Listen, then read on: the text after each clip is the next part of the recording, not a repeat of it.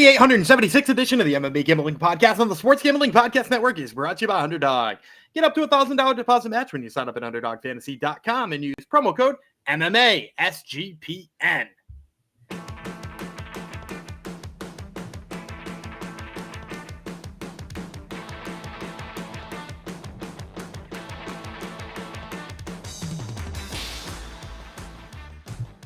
Howdy ho, degenerinos. Welcome to episode 876 of the MMA Gambling Podcast on the Sports Gambling Podcast Network. Who should I dedicate it to? The MMA Upside. Apparently he went missing and he told us we didn't have a comment for like 2 whole episodes. Yeah, he said, don't worry, I'm back. So yes, thank God. We were so concerned. Thank you, MMA Upside, for always being there in the comments. I am Jeff, 2 Entrees Fox. Welcome to the episode. The other voice here was Daniel Gamble Vreeland. We're wrapping up our UFC Abu Dhabi coverage, aka UFC Fight Night Whittaker versus De Ridder. No consensus last episode, so that's for sure. We a lot of disagreement, but kind of expected because there's a lot of tricky fights and a lot of tricky lines. Thoughts on the main card, Gumby? Same thing. You know, yeah. I think I talked about on yesterday's episode how there's just like some people that are real hard to get a read on whether or not they've gotten better in certain ways, if they have a deficit in certain ways. Like, you know, let's take Tabitha Ricci from yesterday's episode. Like Tabitha Ricci had improved her striking, but like how much had she improved her striking? Because we saw her kind of go toe-to-toe with Angela Hill, hang in there and win that fight. Close decision. She wasn't able to do the same with Yan Xiaonan, but there's like kind of a wide gap there. So like, where does she fall in that striking? And is it enough to be Amanda Hebos? And then you see like, you know, Muhammad Yahya really struggle with Kawhi Fernandez, but like, what does that mean? And then you haven't seen Stephen win in months. And like, yeah, there was just like a lot of fights where getting reads on fighters was tricky for one reason or another, whether that be changing weight classes or big discrepancy in opponents. And you kind of have the same thing here on the main card. You know, so again, a lot of tough fights to pick on this one. A lot of ones where the lines definitely don't do the tightness of the fight justice. Yep. Very, very true. A lot of wider lines than you would expect. Yeah, and even right up to the main event. Main event, as Gumby said yesterday, that's pretty much a toss-up too. We really don't know what to expect here. So, solid fight. That's what we want. We want intriguing fights. We want hopefully questions answered. Pretty solid fight card. We got a former champ in the main event and the co-main event. So, you don't get much better on fight night cards, that's for sure. So we shall break her down in a second after I remind you what I'm reminding you of this time. Football. That's what Sports Gambling Podcast is back with our 32 NFL team previews. They're also bringing back the phrase that pays each episode. Like about one word of a 32-word phrase. Submit the phrase for a chance to win a $1,000 circa future. All right, we'll get y'all reset here and ready for the event. UFC Fight Night Whittaker versus De Ridder. It's coming down this coming Saturday as per usual.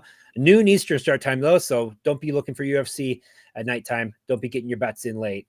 It is on ABC, the main card, and we are talking about the 5 main card fights here, which are going down in the Etihad Arena, Abu Dhabi, United Arab Emirates. Just in case you want to go. I don't know if it's sold out or not. We're starting off with light heavyweights. Nikita Krylov from the Ukraine. Bogdan Guskov, who actually came up in yesterday's episode a couple times, or at least one time. He is from Uzbekistan. That's a breaker down by telling you about the Uzbekistani first Zarovich, a.k.a. Anthony Smith. Is he Timu Anthony Smith? I don't know. Is he better or worse? I don't even know. I don't know the answer to that. It depends, I guess, what part of the career of Anthony Smith we're talking about. Anyhow, he looks like Anthony Smith. He's 17-3. 14 knockouts, 3 submissions. So he's finished everyone. He's been knocked out once, submitted once. He owes his rounds. 3-1 over his last 4. However, he's won 3 straight fights via finish. He's fight up at heavyweight. He's a silver medalist as a grappler on the, I think, at least the European level. Silver medalist in K1 as well. 2015 Pro MMA debut. He's outstruck his opponents by 0.74 strikes per minute. He's at plus 180. The minor, Krylov. Do we know why he's the minor, Gumby? Have we talked about this? I think he was not the minor originally. Do you remember his first nickname when he came to talk about it? And I can't remember. It was Al Capone. Right. Yes. We talked about it in an episode too. And as a matter of fact, his Tapology page used to have him in like an Al Capone hat. That's so great. He should have kept that. Cringy nicknames should be kept by all at all means, by all All right, 30-10 is Mr. Krylov. 12 knockouts, 16 submissions, so he's a finisher as well. He's been knocked out twice, submitted 6 times. Fine, he owes his rounds too. 11-8 in the UFC over 2 stints. Done better in this stint. He's won 3 of 4 and 5 of 10. Not as good. Knockout in his last fight. He got knocked out. He's fight last not one. Blah, blah, blah. These are words coming out of my mouth. He's not won a fight since March 2023.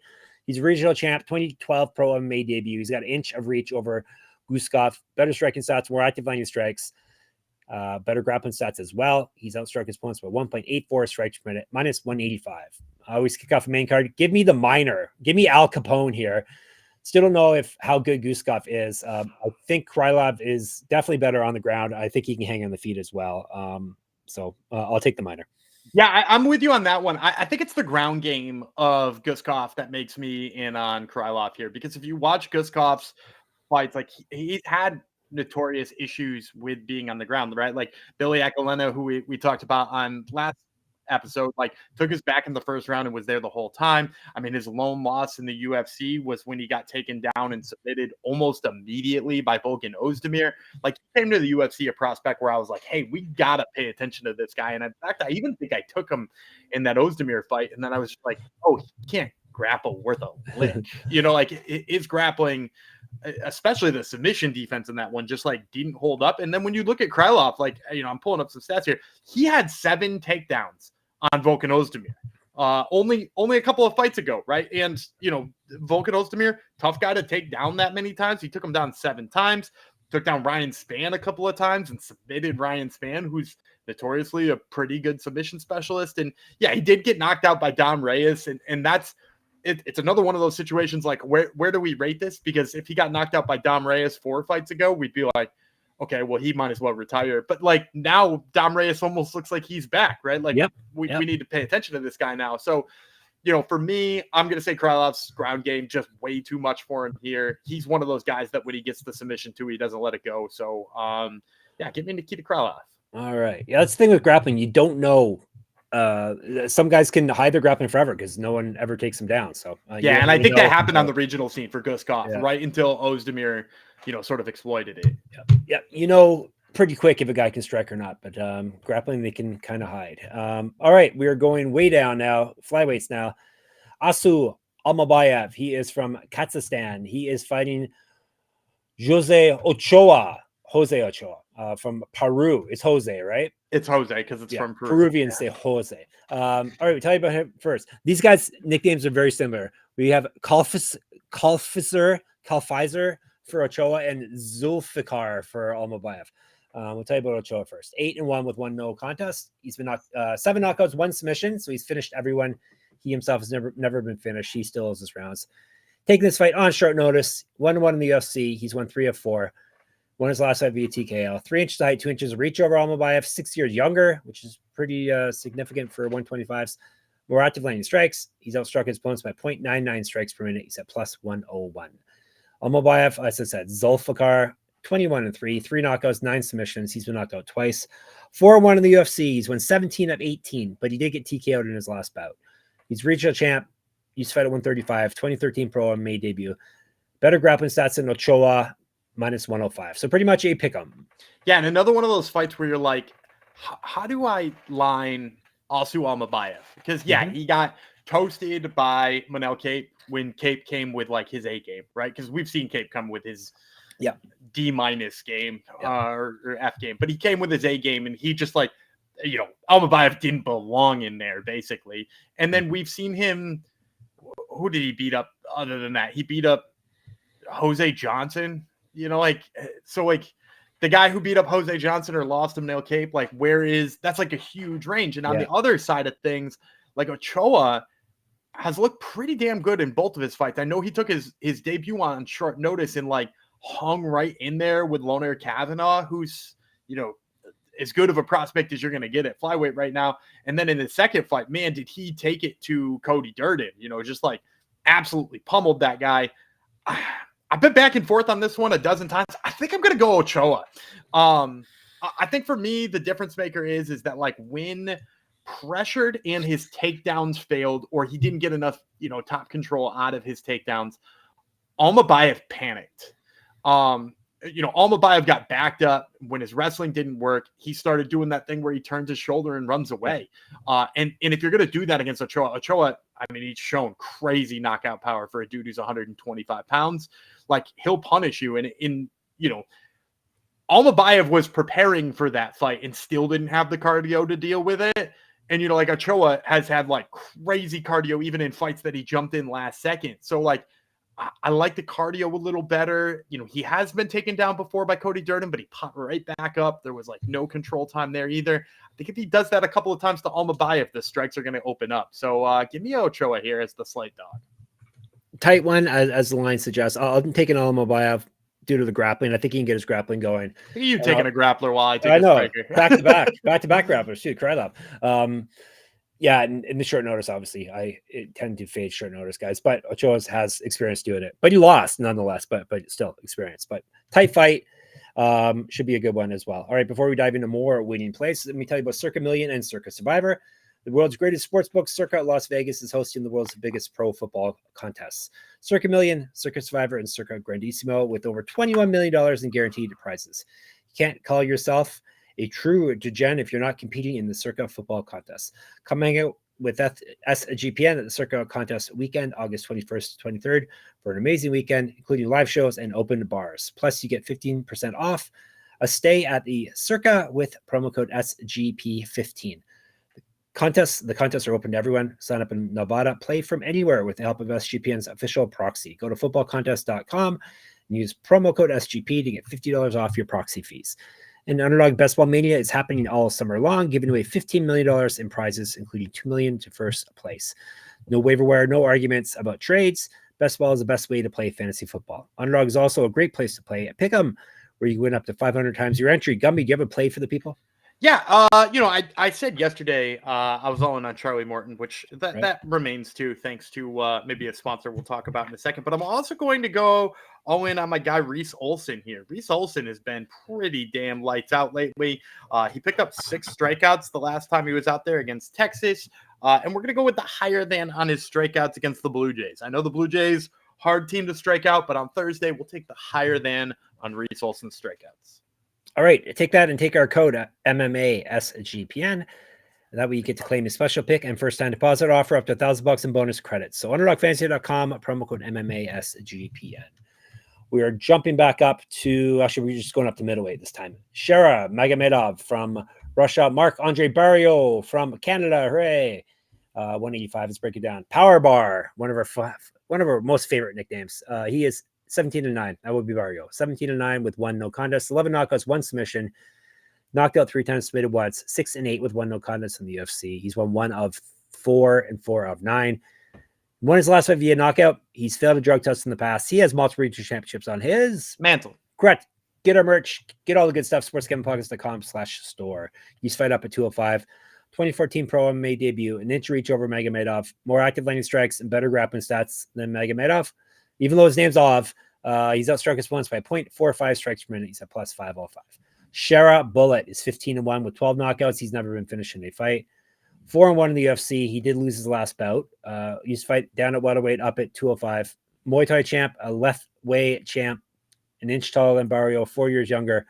He's outstruck his opponents in the UFC by 1.74 strikes per minute. He's at minus 556. I hate the line, but give me Magomedov. I'm going against the Canadian. It's going to be Barriault, maybe a better grappler, but he doesn't grapple. This is going to be a stand-up battle, and I'll go with the guy with the better power against the guy who's been knocked out before. So give me Shara Bullet. It's not even just that he's been knocked out before, too. It's like who's knocked him out, right? Like, was it Dustin Stoltzfus who knocked him out last? Sounds right. Yep. Yeah, and I don't want to throw shade at Dustin Stoltzfus because I definitely picked him in that fight because I love me some Dustin Stoltzfus. And I never miss a chance to fade a Canadian. But, like, also, I picked him because I thought Stoltzfus would just wrestle in that fight, and yet somehow he found the KO punch. And you're like, okay, well, if Marc-André Barriault's getting knocked out by that guy, like, we got some questions to ask, and he's going to fight Shara Bullet. And, you know, Shara is another guy who I think we're, like, all kind of figuring out how to handicap him because on sometimes he looks like a man possessed on the feet, and in other times he just got, like, badly outpointed and had no idea what to do in his last fight, right? Like, in his last fight, he looked confused with striking. And I still think he's a powerful striker and a skilled striker. I think his ceiling is sort of like if he fights an elite striker, he's going to get confused and suck. And if he fights an elite wrestler, they will probably wrestle him. So he's kind of has like, I think, a much lower ceiling than people realize. But that ceiling isn't Marc-André Barriault, unfortunately. No. So I'll take Shara Bullet too. And again, not touching that line right there. I mean, like, if you want to play Shara Bullet, if that's your side that you want to get in on, like, let's say Shara Bullet KO1, right? Like, he's probably going to come out like a bat out of hell. Or, you know, maybe if you think, you know, Marc-André Barriault is going to survive one Shara Bullet and the over if you want to get crazy. But, like, you're going to have to find a way of combining things like that to get in on him. Magomedov wins via TKO KO. Is the best you can get that is at -141. So everyone is in. Yeah. So if you get already the round in there or like an under and over, you could probably push it to better than even money. But like, yeah, I mean, like that's I guess not a terrible line. He's probably going to knock him out. Yeah. Fight ends in round 1's +190, which is not bad. He could even lose. And Magomedov wins in round 1 +230. So not much better there. So but yeah, you might as well just take the fight ends in round exactly. 1 in that case. There's no reason to get the side there. Exactly. All right, co-main event: Petr Yan from Russia versus Marcus McGhee from the United States of America. They're fighting at bantamweight. McGhee is the maniac. Marcus the maniac. McGhee 10-1, 8 knockouts, 1 submission. Been submitted once. He owes his rounds. 4-0 in the UFC. He's won 6 straight fights. He's not lost since July 2022. Used to fight up at featherweight. He's inch taller than Yan. 2 inches of reach on him. Better striking stats and more active landing strikes than Yan. He's outstruck his opponents by 3.23 strikes per minute in the UFC. He's at +340. No mercy. Petr Yan is 18-5, 7 knockouts, 1 submission. He's never been finished. 10-4 in the UFC. He used to be the champion of the world. He's won 2 straight. Before that, he lost 3 straight, and he's only won 3 of his last 7. He's not lost though since March 2023. Regional champ, 2014 pro MMA debut. 3 years younger than McGhee. He's outstruck his opponents by 0.98 strikes per minute, -362. This one's getting a bit wider. This is me, huh? It's you. I'm gonna take Petr Yan. You know, I debated getting in on Marcus McGhee, and as a matter of fact, you might hear my takes on that if you get to our fancy dancy plays at the end. So hang on to those because I might have an angle that you like on this fight if you are on the Marcus McGhee side. But like the bottom line is, I just don't think he is on the same level as Petr Yan, and I don't think I've ever seen anybody beat Petr Yan at his own game, and that's kind of what like Marcus McGhee brings, right? Like he likes to get in your face and mix it up. It's not like he's coming in there to like bulldoze you over and take you down 30 times, right?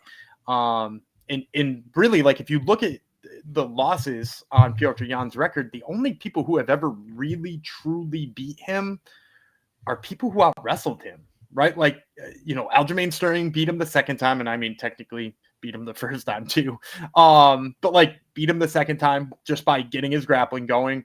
You know, Merab beat him by getting his grappling going. And then you got the Sean O'Malley split decision that like arguably he didn't lose. You know, like I know over these last 2 episodes, we've done a lot of revisionist history, but Petr Yan didn't lose to Sean O'Malley there either. So like, he's a guy who's pretty much outstruck anybody who's tried to strike with him.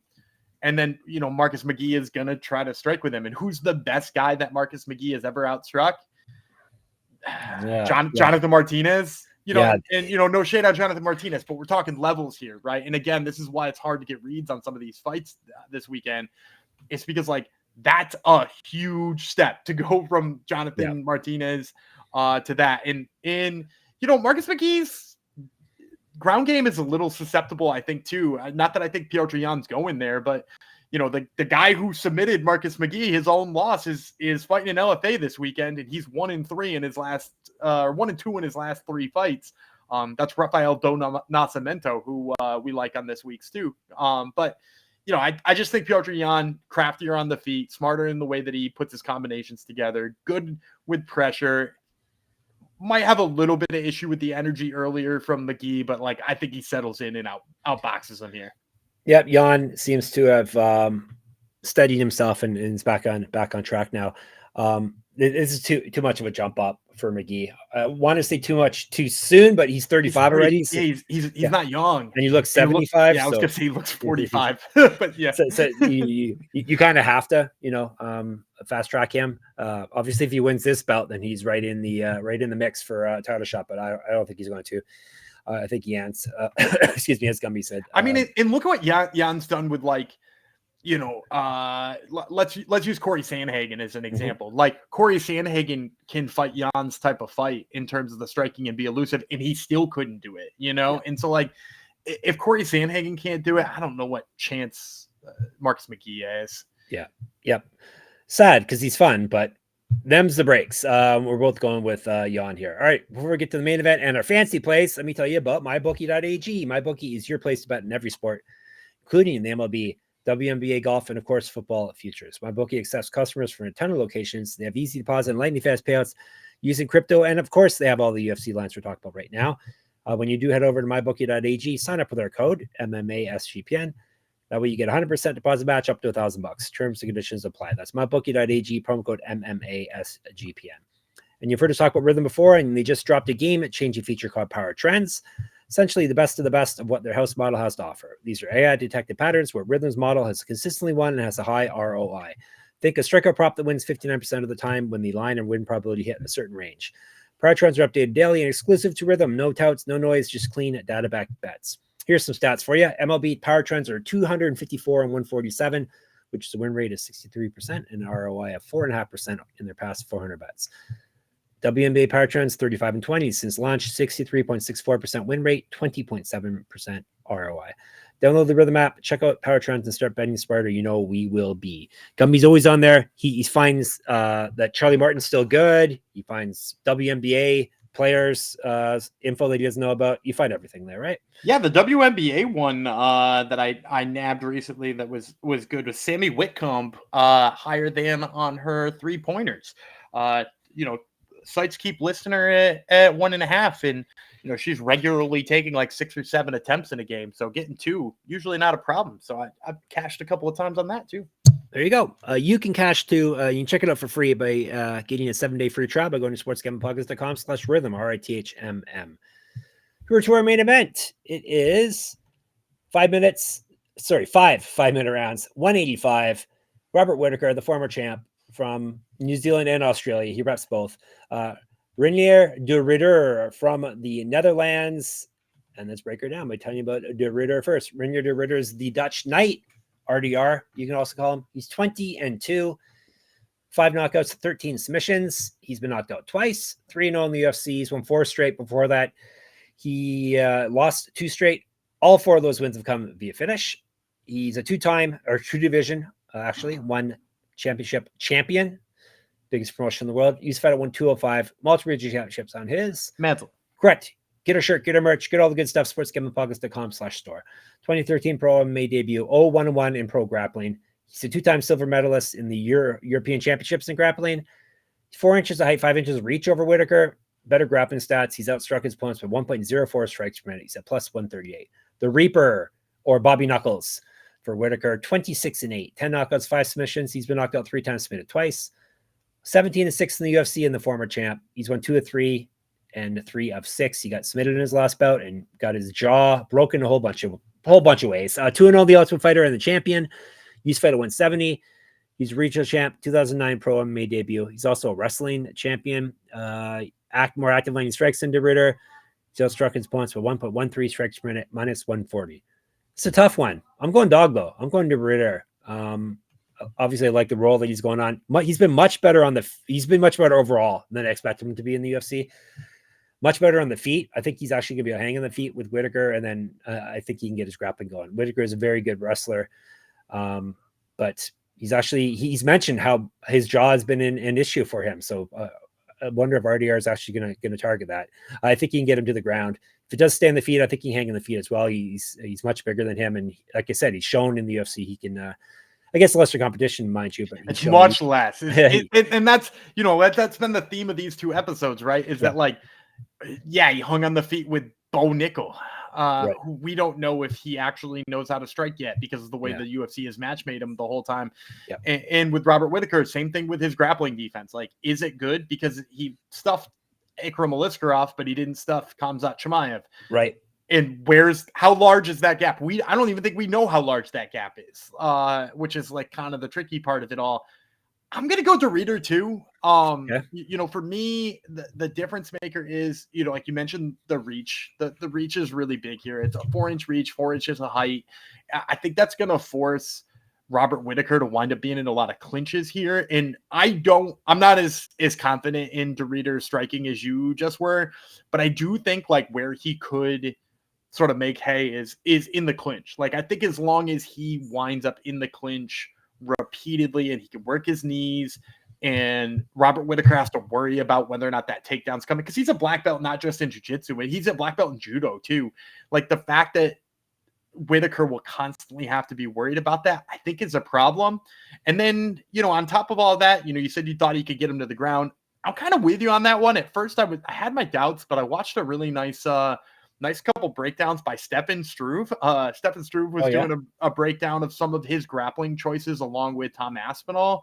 And it's both in the way that he controls people on the ground. One of them was about that. And then also the way that he does some very unconventional things in the clinch that most grapplers don't do, because it risks giving up your back or it risks getting in a bad position. And he just doesn't care, because he knows he can either reverse that position on the way down, or he can use his judo to re-grab the position, or he's just happy to be on the ground with you anyway. And I think, that's another layer there that's tricky for Robert Whittaker, that even if his like classic double leg takedown defense is still good, like that's not what he's getting here. Like he's getting takedowns that he hasn't really seen before. And I think that might be where De Ruyter gets going. And De Ruyter's cardio has been good too, so we'll give him that as well. So I'm going to go Reinier De Ruyter.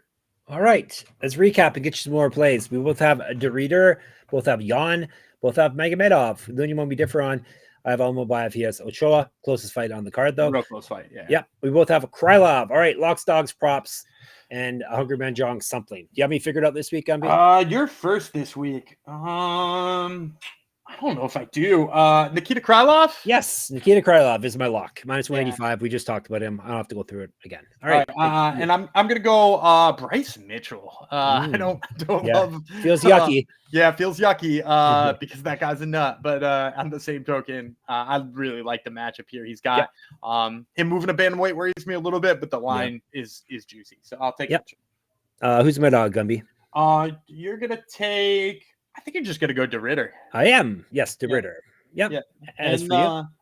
I'm gonna go Tab Ritchie. I think her takedown game gets going enough here to scare off Amanda Heba. So I'll take Tab at the Ritchie. All right. And props are always hard to figure out. You want my prop? Your prop? How about I say you like Buchecha by sub? No, I have it's sub though. Mitchell via sub. Plus 424, which is insane. Oh, that's more than I saw, because we're going to talk about that in a minute too. Yeah. I debated using Buchecha by sub myself, but I'm going to go with Marcus McGhee. Now, I didn't pick him to win, but I'm going to take Marcus McGhee in the point spread. I'm going to take Marcus McGhee plus 3.5, which you can get at plus 120. So you're going to lose some of the value you'd get on the Marcus McGhee money line. But as I said, Petr Yan sometimes starts really slow. And we saw Marcus McGhee land over 30 strikes on Jonathan Martinez in the first round. So he comes out hot. I think he just steals one round like that, probably drops the rest. So you can get in on the Marcus McGhee plus 1 or 3.5 at like plus 120. All right, awesome. Mitchell and Krylov locks, Ricci, De Ruyter, dogs, McGhee on the point spread, and Mitchell via submission. All right, Hungry Man Jong Superfan, what, Gumby? So here's what I'm going to do this week. Last week, I went with the round robin, and my two most liked of that round robin both hit. So I would have hit the Hungry Man Jong Superfan parlay, but it was a round robin, and it basically broke even or came just short of breaking even as a result. So here's what I'm going to do this week. I'm going to give you my two most favorite ones in the parlay, and then I'm going to tell you the three I would have added if you twisted my arm and made it a round robin. So the two I'm going to add on the parlay, I'm going to go Bryce Mitchell by sub. It was my favorite too. I only added it 375. So the numbers I'm going to give you are incorrect. You can probably do even better than I'm about to tell you, but I only added it at 375 and I liked it even there. And I'm going to pair that with Nikita Krylov by submission. Nikita Krylov by submission, I got at 210. And so when you took the 375 and the 210 and put them together, that gives you 1373. So if you bump that up to 425, you're probably going to get 15-1 on that one. So I'll take that. So I really love those subs, and I don't mean to hit you with so many subs, but I got 3 more submission lines that I really like on this fight card, which is crazy. Like, there's not going to be 5 submissions on this, which is why I wound up narrowing it down to just 2. But twist my arm and tell me to make this into a Hungry Man Jong round robin. Buchecha sub plus 110, great value there. I think he subs him. He just needs to get him down. His submission game's crazy. I also like Reinier de Reader by sub. I wound up phasing that one out because Robert Whittaker is tough, but that one's 3-1. You can get that one at plus 300, and that's worth a lot too. And then I talked about how I really like Billy Ekelena. If he wins, it might be a submission. His submission game's really good, despite only having 1 submission on his record. We've seen Ibo Aslan submitted a couple times. That one's 8-1. So, I mean, if you rolled all 5 of those together and all 5 of them hit, you'd get 150-1 on the round robin, and you'd probably break even at 2.5. So like 2, you'd come close. 3, you'd be well over. So if you're feeling a little riskier than I was this week with just my 2-fight parlay, that would be probably my round robin if I got strongholded into doing one. So it's Buchecha, RDR, and Elikana, right? To add to Mitchell and Krylov. All right, cool. You got lots of stuff to be a degenerate with this week. You can hit us up in the Discord for more degenerate talk. sportsgamblingpodcast.com/Discord. On the YouTube, MMA Gambling Podcast. On the Twitter, SGPN MMA. He's at Gummy Vreeland. I'm at Jeff Fox Writer. There and on Instagram. Go into my Substack, enter my free UFC Pick'em contest, and check out my writing at moneymma.substack.com. Check out Gummy's other podcast, Top Turtle MMA. Tell the people who was on it this week. Yeah, we're talking to Baba Yaga, Demian Panaj, who is going to be fighting on week 1 of Dana White's Contender Series, and Gabby McComb, the 2-time world champion at Black Belt, who has made the switch over into MMA. She's fighting at LFA this weekend. All right, so check out Top Turtle, of course, sportsgamblingpodcast.com, sportsgamblingpodcast.com/store, sportsgamblingpodcast.com/Patreon. Gummy will bid you farewell for the weekend. All right, I'm Dana Gumby Freeland. He's Jeffy Knuckles, Jeff Fox, and we will see you on Sunday.